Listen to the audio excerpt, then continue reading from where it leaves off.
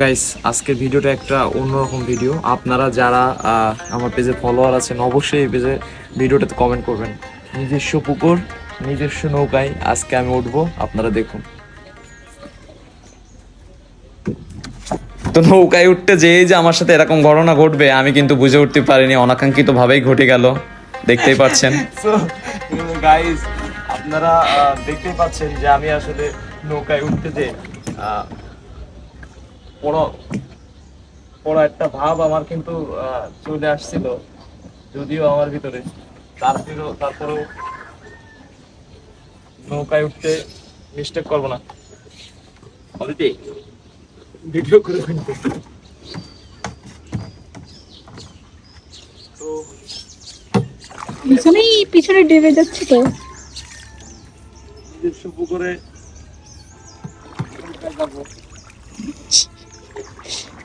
তো ইতিমধ্যে দেখতে পাচ্ছেন আপনারা যে আমি নৌকাটা নিয়ে সামনের দিকে যাচ্ছি। আসলে পুকুরটা কিন্তু হিউজ আকারের এবং অনেক বড় পুকুর। আপনারা যদি কেউ ফ্রিতে নৌকায় উঠতে চান তাহলে অবশ্যই কমেন্ট করবেন। এটা আমাদেরই পুকুর এবং নৌকাটাই আমাদের।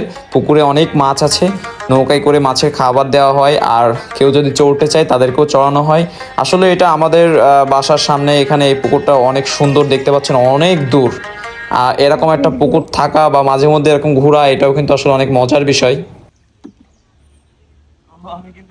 শুনেছি এই পুকুরের মিডিলে নাকি কি একটা আছে, অনেক সময় রিস্ক হয়ে যায় যাওয়া, অনেক মুরব্বীদের কাছে শুনেছি। তো তারপরেও আমি রিস্কটা নিয়ে নিলাম।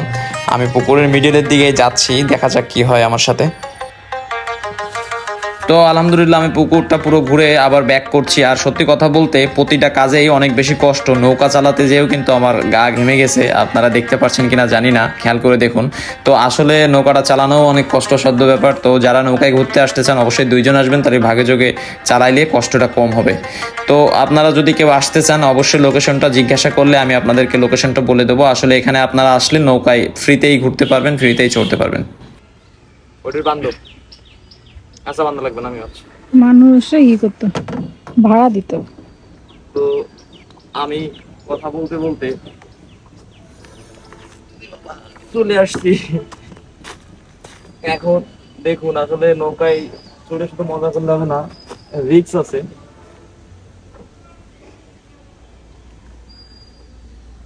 তো আমি আবার বেঁধে রাখছি যাতে নৌকাটা না চলে যায়। তো